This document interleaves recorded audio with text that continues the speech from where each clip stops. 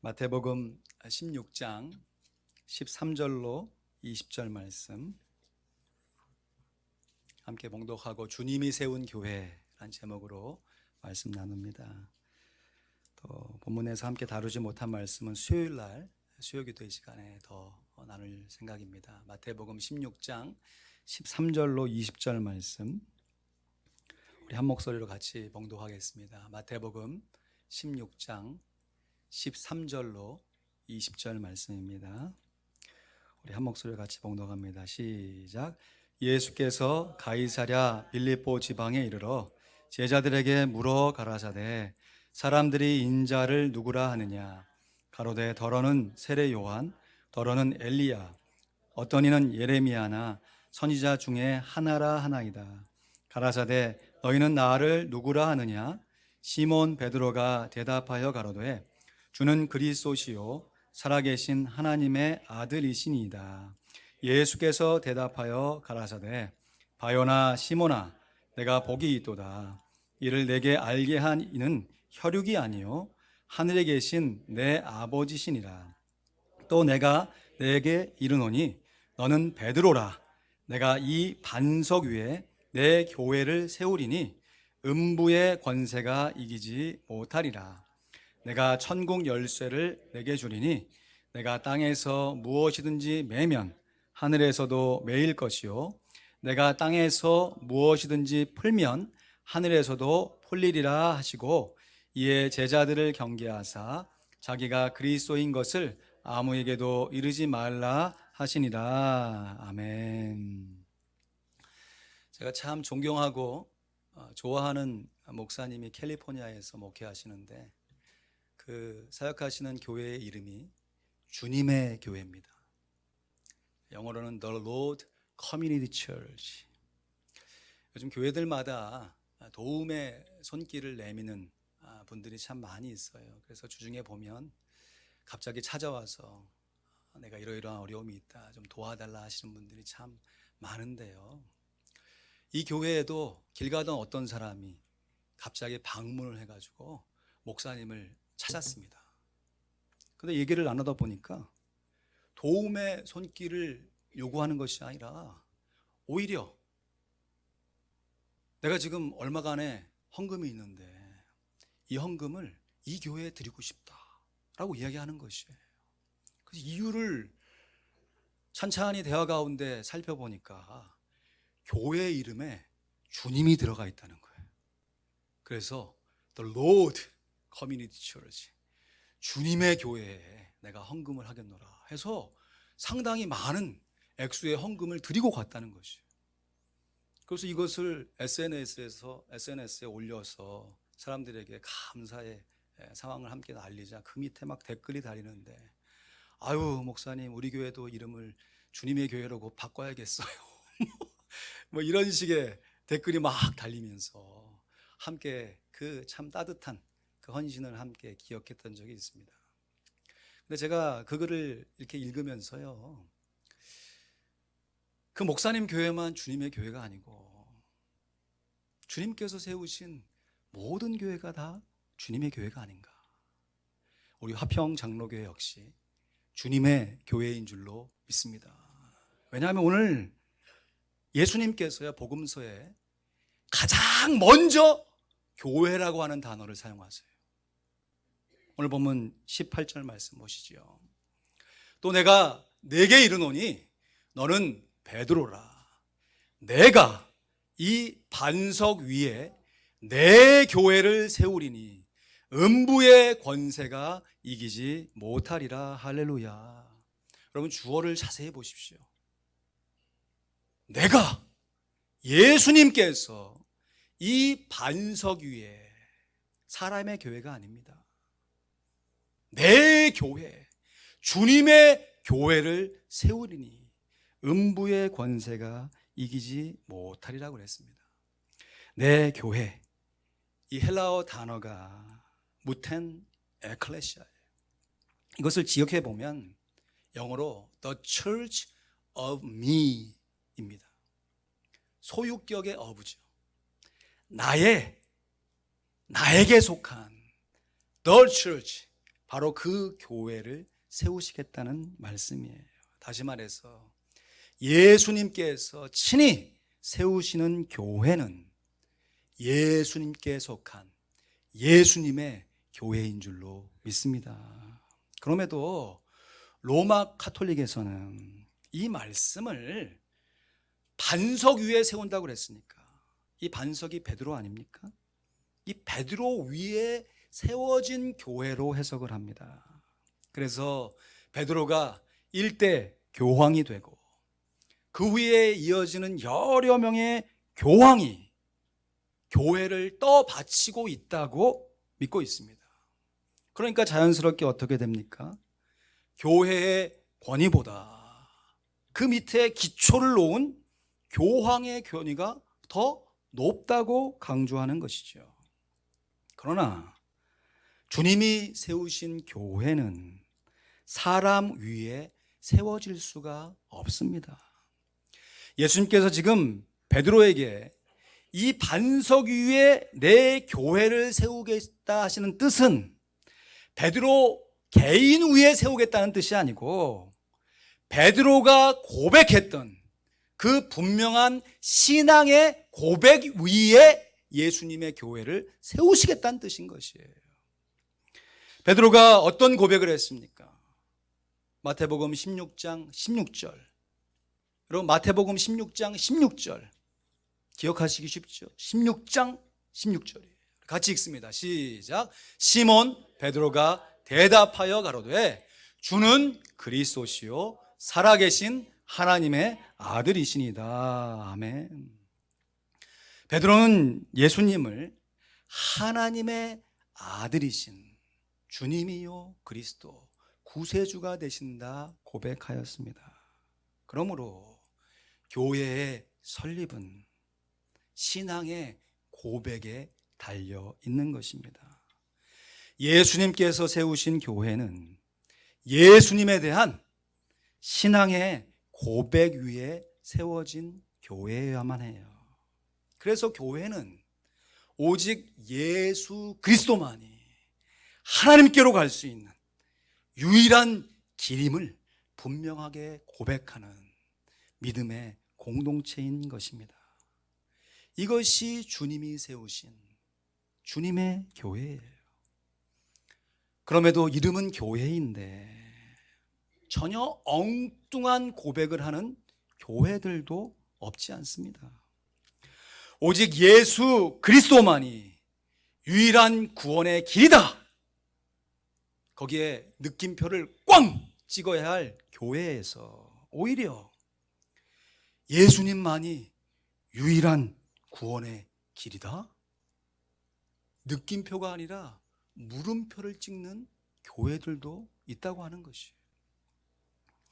제가 미국에 와서 솔직히 한국에서 영어 공부했던 것보다 훨씬 더 영어 공부를 안 하고 있습니다. 여러분은 어떠신지요? 그래서 나름 영어 공부를 하려고요 애를 쓰다가 찾은 것이 영어로 프리젠테이션을 할 수 있는 참 좋은 모임에 참여하고 있는 것이에요. 이 모임이 이 아틀란타 지역에도 여러 군데 있거든요. 그래서 한 번은 노크로스에 있는 이 모임에 참여하기 위해서 인터넷을 서치해 보니까 그 모임의 장소의 이름이 유니티 처치예요. 유니티, 하나된 교회. 참 좋다. 교회 이름 멋있네 하면서 지도를 찾아가지고 방문했어요. 교회 문을 탁 여는데 로비가 얼마나 멋있게 장식이 되어 있는지, 가을 탁 분위기 나게 호박 또 단풍 탁 하면서 교회가 가을 분위기로 아주 그냥 너무 멋있게 되어 있는 거예요. 그러면서 제가 속으로 이렇게 멋있는 로비처럼 우리 교회도 이전하면 우리 교회를 이렇게 아름답게 꾸며놨으면 좋겠다. 그런 생각을 하고 모임에 참여했어요. 모임을 마치고 나서 나오는데 너무 멋있는 거예요, 교회가. 그래서 저도 모르게 그 예쁘게 장식된 화면으로 보시죠? 얼마나 예쁩니까? 그거를 딱 찍고 나와가지고 집에 와가지고 야 얼마나 멋있는 교회냐 탁 하는데 그 장식 위에 찍혀진 액자가 눈에 들어오는 거예요. 여러분 눈에 들어오십니까? 그 액자에 이슬람 마크가 있고 중간에 힌두교 마크가 있고 맨 끝에 십자가 마크가 있는 것이죠. 지금 이 액자를 다 찍지 않아서 그렇지 그 위에 어떤 종교의 마크가 찍혀 있는지도 몰라요. 나중에 생각해 보니까 왜 유니티라고 정했는가? 이 세상에 있는 모든 종교가 다 유니티, 하나 되어야 한다라고 강조하는 종교다원주의 교회로구나. 교회라고 이름할 수 없지만 본인들이 유니티 처치라고 하니까 기독교이든지 이슬람이든지 힌두교이든지 어떤 종교든지 그 종교에서 말하는 그 모든 신들이 다 하나이고, 그래서 종교로 인해서 더 이상 전쟁이나 다툼하지 말고 그냥 다 함께 평화롭게 공존하는 사회를 만들어가자라고 하는 것이 이 사람들의 주장이에요. 언뜻 보면 굉장히 합리적으로 들립니다. 굉장히 인간적으로 멋있게 들리잖아요. 사실 지난날 인류가 싸워왔던 전쟁들의 그 내면을 살펴보면 대부분의 것이 다 종교 전쟁이잖아요. 아니 하나님을 믿고 신을 믿는다고 하면서 자기와 다른 신을 믿는다고 사람을 그렇게 죽이는 그렇게 비인간적인 종교를 믿느니 차라리 조금씩 양보해서 내가 진리라고 요구하면 상대방이 진리인 것도 좀 인정해주고 뭐 서로가 좀 화해하고 우애 있게 살아가자고 하는, 결국 종교가 다 정상에 올라가면 하나로 되는데 무지한 민생들이 밑에서 그것을 모르고 막 싸우고 있으니 그 다른 종교의 모습을 우리가 좀 양보하고 서로 하나 된 입장을 유지하자라고 하는 것이 이 사람들의 주장이죠. 말씀드렸듯이 언뜻 보면 굉장히 합리적인 것처럼 들려요. 그리고 우리의 어떤 면에서는 독선적인 부분이 부끄러워지기까지 합니다. 그러나 여러분, 우리가 받은 구원은 우리 스스로의 노력에 의해서, 산 밑에 있는 사람이 자기 노력에 의해서 산 정상으로 올라가는 과정이 아닌 것이에요. 근본적으로 종교다원주의에서 얘기하는 구원은 철저한 자력 구원인 것이에요. 이 종교 저 종교 좋은 거 다 모아가지고 우리 인간의 스스로의 힘으로 평화를 이루어보겠다고 하는, 인간적으로는 멋있게 들릴지 모르지만 절대로 구원의 조건에 합하지 않는 그 잘못된 교리를 가르치는 것이 종교다원주의의 교리인 것이에요. 하나님께서 세상을 이처럼 사랑하셔서 그의 아들이신 독생자 예수 그리스도를 우리에게 보내주셨습니다. 구원은 하나님께서 먼저 시작하셔서 하나님의 방법대로 우리를 구원해 내신 것이에요. 여러 차례 말씀드렸지만 구원은 구출과 같습니다. 지금 내 집에 불이 나서 내 힘으로는 도무지 한 발자국도 움직이지 못하는 정말 절대절명의 위기 상황 가운데 나는 질식하여 쓰러져 있어요. 그 상황 가운데 내 스스로 그 자리를 털고 일어나서 그 화재 현장에서 나왔다고 하면 그것은 구출받은 것이 아니죠. 그 화재 현장에서 탈출한 것이죠.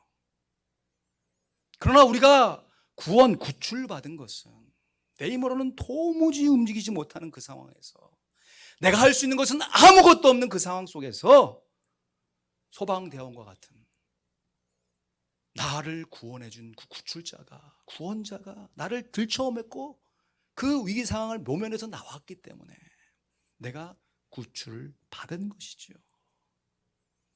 그러하기 때문에 어떤 면에서는 기독교가 좀 독선적으로 보일 수 있어요. 우리가 믿는 신이 유일한 신이고 우리가 믿는 방법이 구원의 유일한 길이다 라고 이야기하는 것이 오늘날 포스트 모던 종교 다원주의의 시대를 살아가는 이 시대 속에서는 어떻게 보면 좀 독선적으로, 독단적으로 보일 수도 있습니다. 그러나 진리가 그러한 걸 어떡합니까? 구원받는 것이 내 스스로의 노력으로 이루어낸 것이 아니라 하나님의 은혜이신 예수 그리스도로 말미암아 이루어지는 것이기 때문에 우리는 여러 종교 속에서 기독교를 믿는 것이 아니라 참 하나님이신 그의 보내신 자 예수 그리스도를 굳게 믿고 살아가는 줄로 믿습니다. 여러분, 이러한 분명한 신앙의 고백은요, 비단 21세기를 살아가는 종교다원주의가 판을 치고 있는 이 시대 속에서만 요구되는 믿음이 아니라 이미 1세기 당시에 예수님 당시에 예수님의 제자들에게도 요구됐던 동일한 유일한 신앙의 고백이었던 것이에요. 오늘 본문 13절 말씀을 보실까요? 예수께서 가이사랴 빌립보 지방에 이르러 제자들에게 물어 가라사대 사람들이 인자를 누구라 하느냐 그랬습니다. 여러분, 지금 예수님께서 이전까지만 해도 갈릴리 호수를 중심으로 가버나움이라고 하는 도시에서 예수님께서 사역을 하시고 설교를 하셨습니다. 그런데 유독 예수님께서 제자들을 이끌고 가이사랴 빌립보 지방에 이르러서 제자들에게 물어봐요. 사람들이 나를 인자를 누구라 하느냐. 가이사랴 빌립보 지방은 이 갈릴리 호수로부터 약 북쪽으로 25마일 정도 떨어진 참 이스라엘 지역에서는 유일하게 만년설이 있는 헐몬산 기슭에 자리 잡힌 참 아름다운 도시입니다. 살기 좋은 도시예요. 헤롯 대왕의 아들인 헤롯 빌립, 그래서 이름이 빌립보죠. 빌립이란 사람이 그 당시 로마의 황제였던 디베리오 가이사를 기념하기 위해서 지금 이스라엘 지역이에요.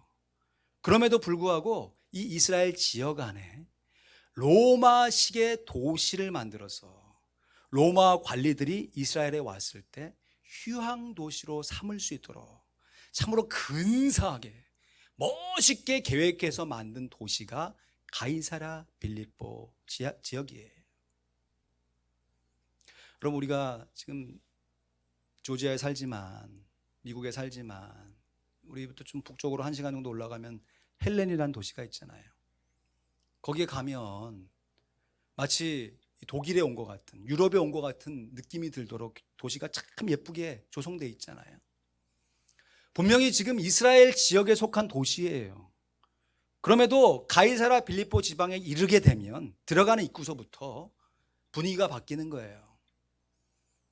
이스라엘의 도시의 모습은 사라지고 로마식 건물이 나타나고 그 로마 건물 속에서 로마의 잡신, 그 신상들이, 그냥 신전들이 도시 곳곳에 세워져 있는 것이. 사진을 좀 보여주실까요? 이것이 가이사랴 빌립보로 추정되는 1세기 당시의 도시의 모습을 복원해서 그려놓은 것이에요. 엄청나게 높은 산을 벽면을 깎아가지고요, 그 벽면에다가 제우스 신상을 올려놓은 것이에요. 로마가 다스리는 그리스, 아테네 신전 같은 그런 신전들을, 모형들을 만들어 놓고 거기서 로마의 잡신들을 섬길 수 있도록 만들어 놓은 곳이에요. 예수님께서 굳이 제자들을 지금 갈릴리에서 사역하던 예수님께서 이 로마의 잡신을 섬기고 있는 가이사랴 빌립보 지방까지 데리고 가셨어요. 그리고 눈을 들면 주변에 이방신들이 질비 새겨져 있는 바로 그곳에서 질문하신 것입니다. 사람들이 나를 누구라 하느냐? 그나마 예수님의 제자들이니까 눈에 보이는 예수님이 제우스 신입니까? 포세이돈입니까? 이렇게 대답하지 않고 그나마 유대식으로 그 당시 선지자로 유명해진 세례 요한이나 구약 시대에 가장 유명했던 엘리야나 예레미야 같은 선지자 중에 한 사람입니다 라고 대답을 하죠. 그때 예수님께서 15절 말씀에 가라사대 너희는 나를 누구라 하느냐? 너희는 나를 누구라 하느냐? 여러분, 이 질문이 비단 예수님의 12 제자들에게만 하신 질문이 아닌 줄로 압니다. 눈을 들면 하나님 외에 다른 신들, 돈이 우상이 돼서 살아갈 수밖에 없는 오늘날 우리들에게 예수님께서 다른 사람들 말고 다른 사람들이 얘기하는 고백 말고 너희는 나를 누구라 하느냐? 여러분, 만약에 예수님께서 나에게 이런 질문을 던지셨다면 나는 과연 어떠한 대답으로 예수님께 나아갈 수 있겠습니까? 주님이 세운 교회는 주님만을 유일한 구원의 길임을 고백하는 교회인 줄로 믿습니다. 시몬 베드로가 주는 그리스도시요 살아계신 하나님의 아들이십니다. 베드로는 이 고백 이전에도 예수님 향해서 여러 차례 참 귀한 고백을 했던 사람이었죠. 예수님을 처음 만나다시피 했을 그 당시에 자기가 생각할 때보다 그물에 잡힌 고기가 훨씬 더 많다는 것을 깨달은 베드로가 예수님의 발 앞에 무릎을 꿇고 예수님께 고백했잖아요. 주여, 나를 떠나소서. 나는 죄인으로서이다. 죄인의 고백을 드렸던 베드로예요. 예수님께서 오병이어의 기적을 일으키셨을 땐 사람들이 이것이 도대체 어떻게 된 영문인지 알지 못하는 그 순간 속에서 다시 있던 곳으로 돌아가는 그 밤중에 풍랑을 만나서 어찌할 줄 알지 못하는 그 상황 속에서 제자들이 밤새 노를 줬지만 한 걸음도 앞으로 나가지 못하는 그 위기의 순간 속에서 예수님께서 유령처럼 바다를 걸어오시는 것이에요. 그때 다른 제자들이 다 놀래가지고 유령이다 하면서 무서워할 때 베드로가 주님을 바라보면서 고백하잖아요. 주님, 만일 주시거든 나로 하여금 이 무리를 걷게 하시옵소서. 베드로는 주님께 믿음의 고백을 드렸던 사람입니다. 이러한 베드로가요, 오늘 본문에서 예수님을 향하여서 위대한 신앙의 고백을 드리고 있는 것이에요. 예수님은 주님이시요 그리스도이시요 살아계신 하나님의 아들이십니다. 이 고백은 베드로만의 고백이 아니라 주님이 세우신 교회에 속한 모든 성도들이 고백해야 할 유일한 신앙의 고백인 줄로 믿습니다. 그렇다면 여러분, 마음 가운데 정말 내가 베드로가 된 것 같이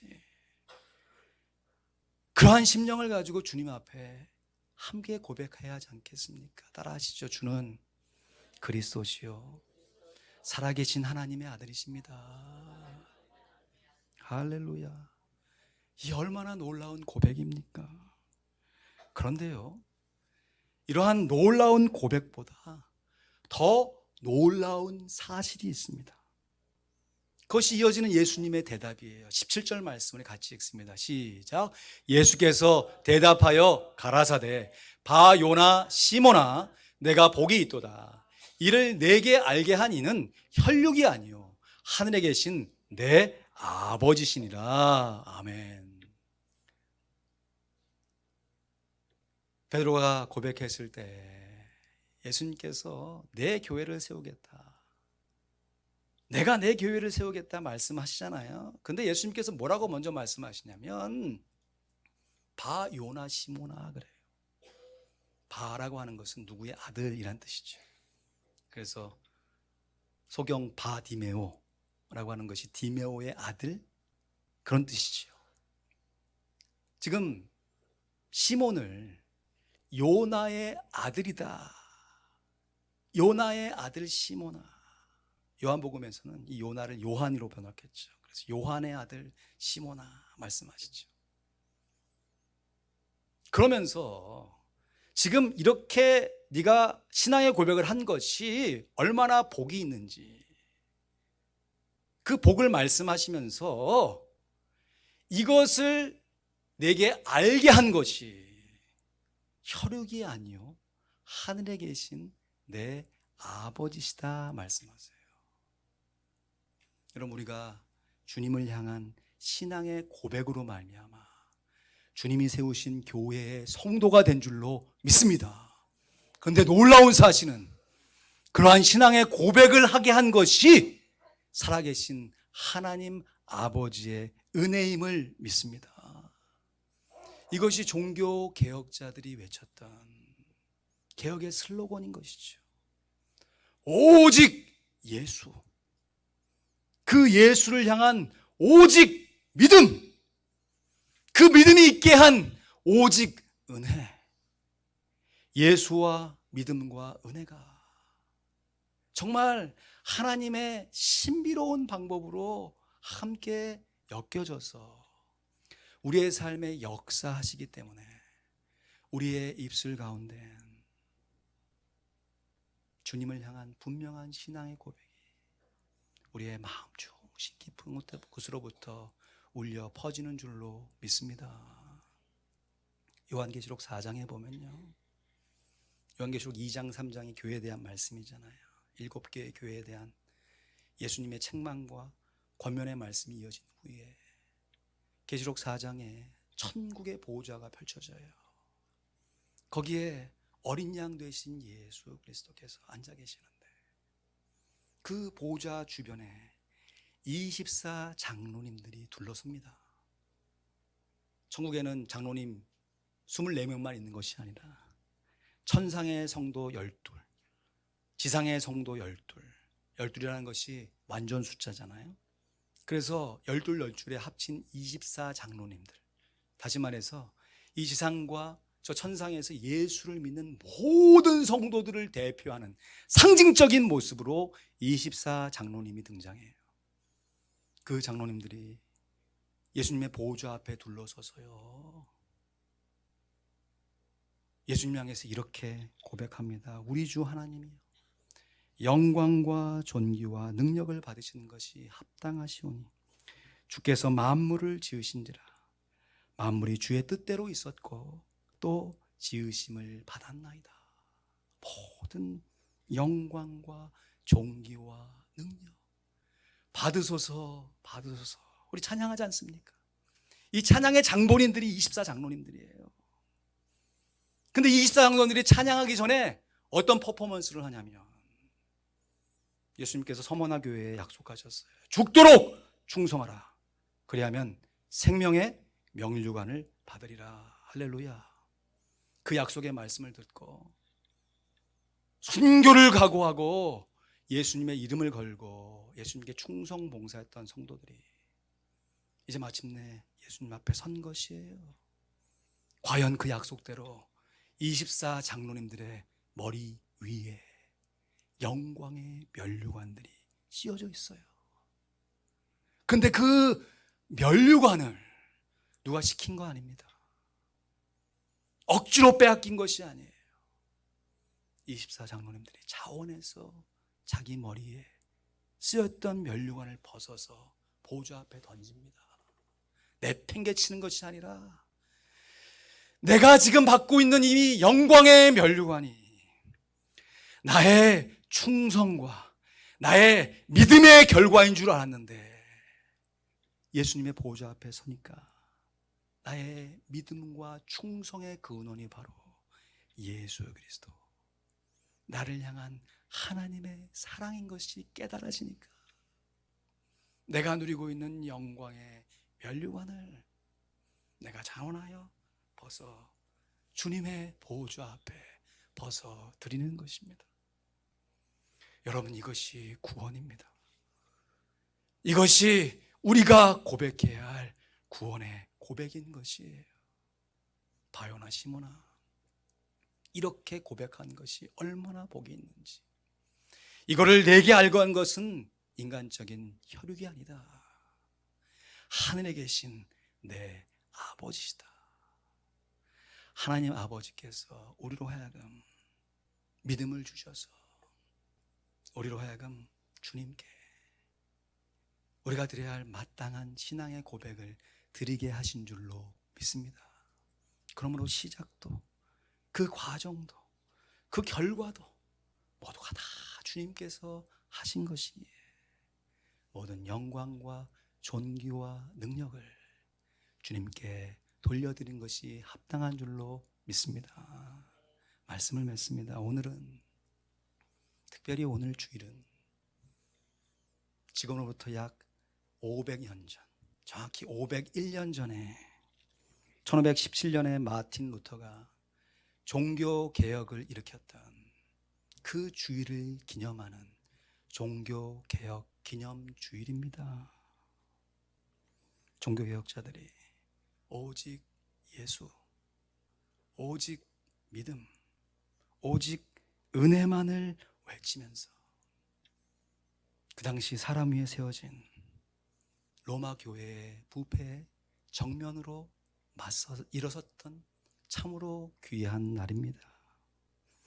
사랑하는 성도 여러분, 주님 세운 교회는 결코 사람 위에 세워진 교회가 될 수 없습니다. 주님께서 주신 믿음으로 말미암아 신앙의 고백 위에 세워진 교회가 주님의 교회입니다. 그래서 우리들 역시 예배의 모든 순서를 통해서 예수님께서 나의 주님이시며 나의 하나님이시다 고백하는 신앙의 고백을 올려드리고 있는 것이죠.